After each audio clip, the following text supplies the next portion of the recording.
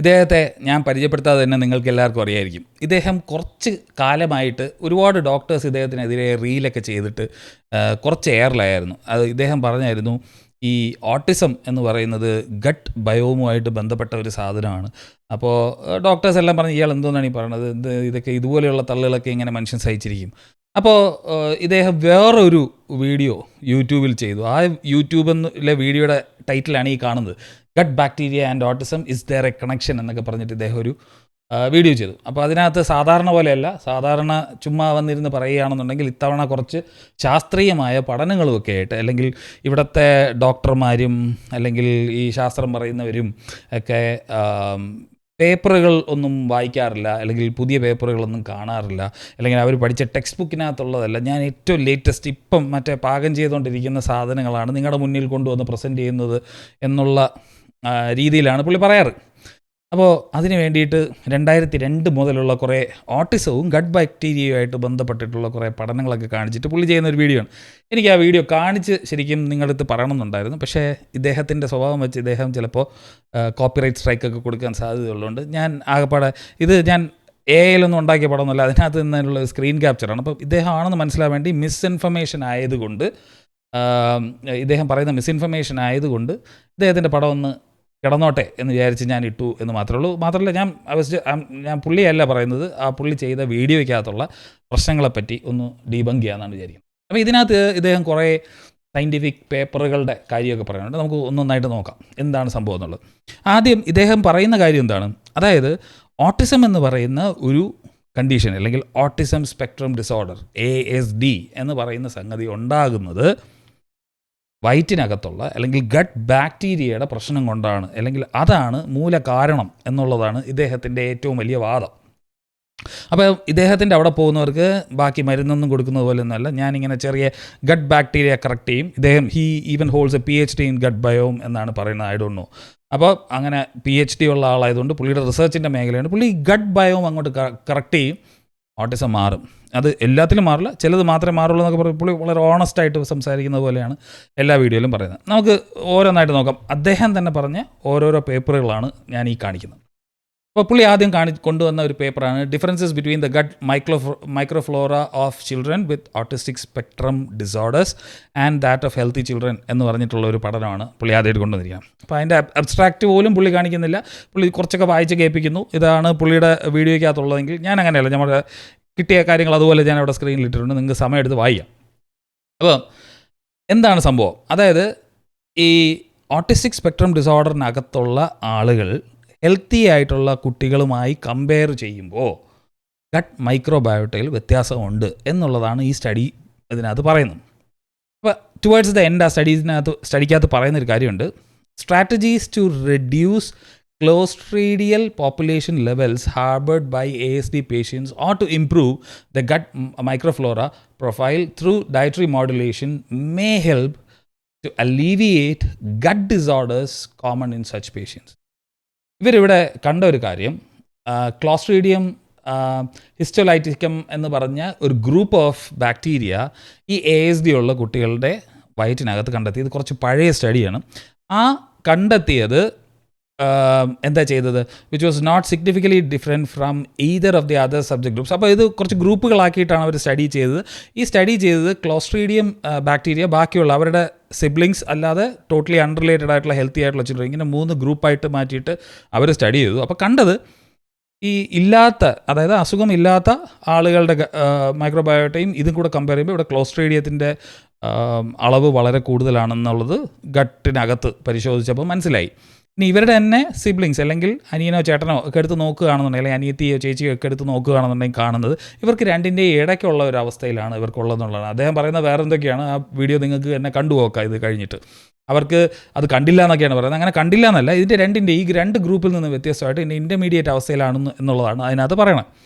അങ്ങനെ പറഞ്ഞു കഴിഞ്ഞാൽ ASD പേഷ്യൻസ് ഇതെന്താണ്, അതുകൊണ്ട് ഗട്ട് മൈക്രോബയോട്ടയാണ് അല്ലെങ്കിൽ മൈക്രോഫ്ലോറയാണ് ഓട്ടിസം ഉണ്ടാക്കുന്നു എന്നുള്ള കൺക്ലൂഷൻ അല്ല ഈ പേപ്പർ പറയുന്നത്. ഈ പേപ്പർ പറയുന്നത് this can be a strategy to reduce Clostridium population levels harbored by ASD patients or to improve their gut microflora profile through dietary modulation may help diet modify ചെയ്ത് കഴിഞ്ഞാൽ അവരുടെ autism മാറും എന്നല്ല പറയുന്നത്, അവരുടെ ഗട്ട് ഡിസോർഡേഴ്സ് മാറുന്നതാണ് കാര്യം. അവർക്ക് ഗട്ടിലാണ് ഡിസോർഡർ ഉള്ളത്. ഒരു സ്റ്റഡിയും കൂടെ അദ്ദേഹം പറയുന്നുണ്ട്, gastrointestinal microflora studies in late onset autism. Late onset autism എന്ന് പറഞ്ഞു കഴിഞ്ഞാൽ ടീനേജിലോ അല്ലെങ്കിൽ അഡൾട്ടായി കഴിഞ്ഞിട്ടോ വളരെ ലേറ്റായിട്ട് കണ്ടുപിടിക്കുന്ന ഓട്ടിസത്തിനെയാണ് നമ്മൾ ലേറ്റ് ഓൺസെറ്റ് ഓട്ടിസം എന്നൊക്കെ പറയുന്നത്, അല്ലെങ്കിൽ റിഗ്രസീവ് ഓട്ടിസം എന്നൊക്കെ പറയുന്നത്. അപ്പോൾ അങ്ങനെയുള്ള ഗ്രൂപ്പിനെ എടുത്തിട്ട് പഠിച്ചപ്പോഴും children with autism had 9 species of clostridium not found in controls. Controls എന്ന് പറഞ്ഞാൽ രോഗമില്ലാത്തവർ. Whereas controls yielded only 3 species not found in children.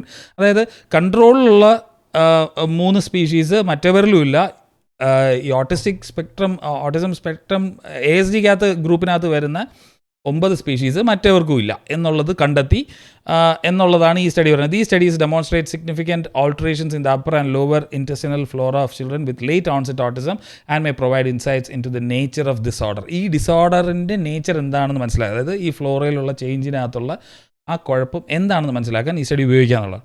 ഇവിടെ നമ്മൾ മനസ്സിലാക്കേണ്ട കാര്യമുണ്ട്. ഇവിടെ എന്താ സംഭവിക്കുന്നത്, ഈ ഓട്ടിസ്റ്റിക് ആയിട്ടുള്ള കുട്ടികളുടെ ഡയറ്ററി ഹാബിറ്റ്സിനകത്തൊക്കെ ഒരുപാട് വ്യത്യാസമുണ്ട്. അവരുടെ ഡയറ്റ് തന്നെ വ്യത്യാസമാണ്. അപ്പോൾ അത് കാരണം അവരുടെ വയറ്റിലുള്ള ഗട്ട് മൈക്രോബയോട്ട വ്യത്യാസം ആണ് എന്നുള്ളതാണ് അതിനകത്തുള്ള ഒരു വ്യത്യാസം. അല്ലാതെ അങ്ങനെ ആയതുകൊണ്ട് അവർക്ക് ഓട്ടിസ്റ്റിക് ആയിട്ടുള്ള കുട്ടികളുടെ ഗട്ട് മൈക്രോബയോട്ട വ്യത്യാസമായിരിക്കും എന്നാണ് ഈ സ്റ്റഡീസ് എല്ലാം പറയുന്നത്. അല്ലാതെ തിരിച്ചല്ല. അതായത് ഗട്ട് മൈക്രോബയോട്ട മോശമായതുകൊണ്ടല്ല ഇവർ ഓട്ടിസ്റ്റിക് ആവുന്നത്. ഓട്ടിസ്റ്റിക് ആയിട്ടുള്ള കുട്ടികൾക്ക് ഇങ്ങനെ ഒരു അവസ്ഥ ഉണ്ടാവുമെന്നുള്ളതാണ്. മാത്രമല്ല ഇവർ പല മെഡിക്കേഷൻ, ഇപ്പോൾ വാൻകോമൈസിൻ പോലെയുള്ള മെഡിക്കേഷനും കാര്യങ്ങളൊക്കെ ആയിരിക്കും. അതൊക്കെ വളരെ പുവർലി അബ്സോർബ്ഡ് ആയിട്ടുള്ളൊരു മെഡിക്കേഷനാണ്. ആ മെഡിക്കേഷൻ എടുക്കുമ്പോൾ ഉണ്ടാകുന്ന മൈക്രോബയോട്ടയിലുള്ള ചേഞ്ചാണോ അതറിഞ്ഞിട്ട് അതിനെപ്പറ്റി ഒന്നും അല്ല ഈ പഠനം നടത്തിയത്. ഈ പഠനം നടത്തിയത് ഗട്ടിനകത്ത് ഉള്ള, അത് പ്രത്യേകിച്ച് വീണ്ടും കണ്ടെത്തുന്നത് ക്ലോസ്ട്രീഡിയം എന്ന് പറഞ്ഞ ജീനസിൽപ്പെടുന്ന ബാക്ടീരിയയാണ് കണ്ടെത്തുന്നത്. അതിൻ്റെ കാര്യം ഞാൻ കുറച്ചുകൂടെ കഴിയുമ്പോൾ കുറച്ചുകൂടെ വ്യക്തമായിട്ട് പറയാം. ഇതും അതുപോലെ തന്നെ വേറൊരു പഠനം കാണിക്കുകയാണ്. ഇത് നേരത്തെ ഗട്ട് മൈക്രോബയോട്ടയുടെ കാര്യം പറയുകയാണെങ്കിൽ ഇത് അതിൽ നിന്നുണ്ടാകുന്ന കുറേ മെറ്റബോളൈറ്റ്സും കാര്യങ്ങളുമാണ് കാണിച്ചിരിക്കുന്നത്. ഇതും അദ്ദേഹം വീണ്ടും കൊണ്ടുവരുന്ന പഠനങ്ങളിലുള്ളതാണ്. അവിടെയും the specificity of each compound for ASD was very high. After 2 regression analysis the optimal area under the, ഇത് ബാക്കി ഡീറ്റെയിൽസ് ഒക്കെ ഒന്നും നോക്കിയില്ലെങ്കിലും these findings demonstrate that the measurements of the 3 compounds are strong predictors of ASD and support the potential clinical utility for identifying a subgroup of ASD subjects. ഇതിനകത്ത് ഇവർ പ്രധാനമായിട്ട് നോക്കിയത് ഈ കാണുന്ന കുറച്ച് കോമ്പൗണ്ട്സ്, ഈ കോമ്പൗണ്ടുകൾ ഉണ്ടെന്നുണ്ടെങ്കിൽ അവരുടെ വയറ്റിനകത്തുള്ള ഇതിനകത്ത് ക്ലോസ്ട്രീഡിയം ഉണ്ടെന്നുള്ളതും, അതുപോലെ തന്നെ യൂറിനിൽ നിന്ന് നമുക്ക് മെഷർ ചെയ്തിട്ട് ഇത് നിർണ്ണയം നടത്താം എന്നുള്ളതാണ്. വളരെ ഫാസ്റ്റായിട്ട് നിർണ്ണയം നടത്താൻ സഹായകരമാവും എന്നുള്ള രീതിയിൽ നടത്തിയിട്ടുള്ള ഒരു സ്റ്റഡിയാണ് ഈ പറഞ്ഞ സ്റ്റഡി. അല്ലാതെ ഈ പറഞ്ഞ സാധനങ്ങളൊക്കെ ഇദ്ദേഹം ഇവിടുന്ന് നേരെ ഇൻ്റർപ്രിറ്റ് ചെയ്യുന്നതെന്ന് വെച്ചാൽ ഇത് ഗട്ട് ബ്രെയിൻ ആക്സിസ് വഴി, അല്ലെങ്കിൽ ഇത് ബ്ലഡ് ബാരിയർ കടന്നു പോകുന്ന പോലും, അല്ലെങ്കിൽ എത്രത്തോളം പോകുന്നുള്ളതെന്നോ ഒന്നും നമുക്ക് അറിയില്ലാത്തൊരു കാര്യമാണ്. ഇത് ആണ് മെയിനായിട്ട് ഈ ഓട്ടിസം ഉണ്ടാവാനുള്ള കാരണം എന്നുള്ളതാണ് അദ്ദേഹത്തിൻ്റെ സ്വന്തമായിട്ടുള്ള അനുമാനം. അങ്ങനെ ആ സ്റ്റഡി പറയുന്നുമില്ല. ഇത് അദ്ദേഹം തന്നെ ചൂണ്ടിക്കാണിക്കുന്ന വേറൊരു സ്റ്റഡിയാണ്. അപ്പം ഞാനിത് മൊത്തം പഠനം വായിച്ച് എക്സ്പ്ലെയിൻ ചെയ്യാനുള്ള സമയമില്ല, നിങ്ങൾക്ക് ബോറടിക്കും എന്നുള്ളതുകൊണ്ട് ഞാൻ ആ കോർ പ്രോബ്ലം അപ്പുറത്ത് എഴുതിയിട്ടുണ്ട്. This is not a control trial. നമ്മൾ നേരത്തെ പറഞ്ഞിട്ടുണ്ട്, no randomise control group. Control group ഇല്ലാത്ത ഒരു സ്റ്റഡി നമുക്ക് സീരിയസ് ആയിട്ട് എടുക്കാൻ പറ്റില്ല. No placebo group, no blinding, no proper comparator. So ഇതിനകത്ത് ഒരുപാട് കൺഫൗണ്ടിങ് ഫാക്ടേഴ്സ് ഉണ്ട്. അപ്പോൾ എന്തും ആവാം. പ്ലസീബോ എഫക്റ്റ് ആവാം, നാച്ചുറൽ ഡെവലപ്മെൻ്റ് ആയിട്ടുള്ള ചേഞ്ചസ് ആവാം, റിഗ്രഷൻ ടു മീൻ എന്ന് പറഞ്ഞൊരു കാര്യമുണ്ട്. ഇതിന് മുമ്പ് പലതവണ പറഞ്ഞിട്ടുള്ളത് ഞാൻ ആവർത്തിക്കുന്നില്ല. ഇൻക്രീസ് ക്ലിനിക്കൽ അറ്റൻഷൻ കിട്ടുന്നത് കൊണ്ടുള്ള ബെനിഫിറ്റ് ആവാം. ഇങ്ങനെയൊക്കെ കുറേ കാര്യങ്ങളാണുള്ളത്. അതുകൊണ്ട് ഈ സ്റ്റഡിക്കും വലിയ റോളൊന്നുമില്ല. ഇനി ഇതെല്ലാം പുള്ളി പറഞ്ഞ സ്റ്റഡിയാണ് എന്നുണ്ടെങ്കിൽ നമ്മൾ ലേറ്റസ്റ്റ് സ്റ്റഡി പറയുന്നില്ല എന്നുള്ളതാണ് പുള്ളിയുടെ വിഷമം. ഇത് വളരെ ലേറ്റസ്റ്റ് ആയിട്ടുള്ള സാധനമാണ്. 21 ജാനുവരി 2026 വന്നിട്ടുള്ള വോളിയം 114 ഇഷ്യൂ ന്യൂറോൺ എന്ന് പറഞ്ഞ സാധനത്തിനകത്ത്, സെൽ പ്രസിനകത്ത്, conceptual and methodological flaws undermine claims of a link between the gut microbiome and autism എന്ന് പറഞ്ഞിട്ടുള്ള ഡീറ്റെയിൽഡ് ആയിട്ടുള്ള ഒരു ആർട്ടിക്കിളാണ്. ഇതിനകത്ത് നോക്കിക്കഴിഞ്ഞാൽ ഇത് ആരൊക്കെയാണ് ചെയ്തിരിക്കുന്നത്, ചുമ്മാ ആരെങ്കിലും ആണോ? School of genetics and microbiology and institute of neuro science, Trinity college Dublin, Ireland, public health. അങ്ങനെ വളരെ ഡീറ്റെയിൽഡ് ആയിട്ട്, ഇത് വളരെ വലിയൊരു ആർട്ടിക്കിളാണ്. ഇത് മൊത്തം വായിക്കണമെന്നാണ് എൻ്റെ അഭിപ്രായം. ഞാൻ അതിൻ്റെ ലിങ്ക് യൂട്യൂബിൻ്റെ ഡിസ്ക്രിപ്ഷനകത്ത് കൊടുത്തേക്കാം. നിങ്ങൾ വായിച്ചു നോക്കുമ്പോൾ നിങ്ങൾക്ക് മനസ്സിലാവും ഇത് തമ്മിൽ യാതൊരു ബന്ധമില്ല. ഇതിനകത്ത് അവർ പറയുന്നുണ്ട്, നമ്മൾ മഞ്ഞളിൻ്റെ കാര്യത്തിൽ ഒരു സമയമായപ്പോൾ റിസർച്ചേഴ്സ് പറഞ്ഞൊരു കാര്യമുണ്ട്. നിങ്ങളൊരു കാര്യം ചെയ്യണം, ഇനിയും കുർക്കുമിൻ എന്ന് പറഞ്ഞ് വെറുതെ don't waste your time on curcumin. കാര്യം ഓവർവെൽമിങ് എമൗണ്ട് ഓഫ് എവിഡൻസ് ആയി നമുക്ക് ആവശ്യമുള്ള രീതിയിൽ അതിനെ കിട്ടില്ല. ഒന്നീ ബയോഅവൈലബിലിറ്റി കിട്ടില്ല, അല്ലെങ്കിൽ എക്സ്ട്രാക്ടിങ് ചെയ്യുന്ന പ്രോസസ്സ് ഭയങ്കര മെനക്കെട്ട പരിപാടിയാണ്. അപ്പോൾ ഇനി അതിൻ്റെ മുകളിൽ വെറുതെ സമയം കളയേണ്ട കാര്യമില്ല. കാര്യം അത്രത്തോളം പഠിച്ചു കഴിഞ്ഞു, ഒരുപാട് റിസർച്ച് ഫണ്ടിങ് അതിന് വേണ്ടി യൂസ് ചെയ്ത് കഴിഞ്ഞു. അതുപോലെയാണ് ഇതാണ്ട. The second and more radical position is to argue that the research on autism and the microbiome has turned out to be a cul-de-sac, and that it is not warranted to suspend further time and funding on this topic. ഈ ടോപ്പിക്കിൻ്റെ പുറത്ത്, അതായത് gut മൈക്രോബയോമും ആണ് autism ഉണ്ടാക്കണം എന്നുള്ളതിനകത്ത് വെറുതെ ഇനി ഫണ്ടും സമയം കളയേണ്ട കാലം കഴിഞ്ഞു എന്നുള്ളതാണ്. What evidence would convince them that this is an unproductive line of research?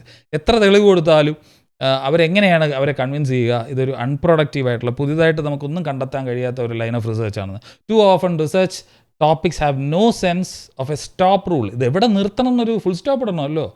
ആവശ്യത്തിന് നിങ്ങൾക്ക് ഡേറ്റ കിട്ടി, അത് വർക്ക് ചെയ്യൂല എന്നുള്ളതിന് പിന്നെ നിർത്തിക്കൂടെ? വീണ്ടും കണ്ടിന്യൂ ചെയ്ത് പബ്ലിക് ഫണ്ട് എടുത്ത് കളയേണ്ട വല്ല കാര്യമുണ്ട്? അവർ impressions is that autism microbiome research is an example of a field that has generated its own momentum without necessarily going anywhere. ഒരു സ്ഥലത്ത് പോകാതെ ഒരുപാട് അറ്റൻഷൻ കിട്ടിയ ഒരു സംഭവമാണ് ഈ സംഗതി എന്നുള്ളതാണ്.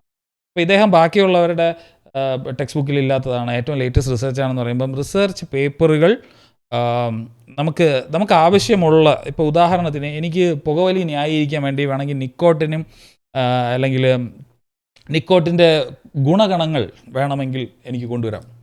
ഇപ്പോൾ ഉദാഹരണത്തിന് ചില സ്റ്റഡീസ് പറയുന്നുണ്ട് COVID-19 നിക്കോട്ടിൻ ആയിട്ട് ഒരു സംഭവമാണെന്ന് പറഞ്ഞിട്ട് ഇറങ്ങിയിട്ടുള്ള സ്റ്റഡീസ് ഉണ്ട്. അല്ലെങ്കിൽ ആൽസൈമേഴ്സിന് നിക്കോട്ടിൻ നല്ലതാണ് എന്നൊക്കെ പറഞ്ഞിട്ട് ചിലപ്പോൾ ഇൻവിട്രോ ലെവലിലോ അല്ലെങ്കിൽ കമ്പ്യൂട്ടർ മോഡലിലോ ഒക്കെ നടന്നിട്ടുള്ള സ്റ്റഡീസ് ഉണ്ടാവും.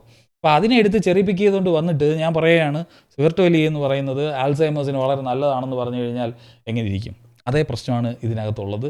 ഇതിനകത്ത് ഓട്ടിസ്റ്റിക് ആയിട്ടുള്ള കുട്ടികളുടെ ഗട്ട് ബയോവും വേറെ രീതിയിൽ ഇരിക്കുന്നു എന്ന് വെച്ച് വയറിനകത്തുള്ള ഗട്ട് ബയോം ഇങ്ങനെ ഇരിക്കുന്നത് കൊണ്ടല്ല അവർക്ക് ഓട്ടിസം വന്നത്.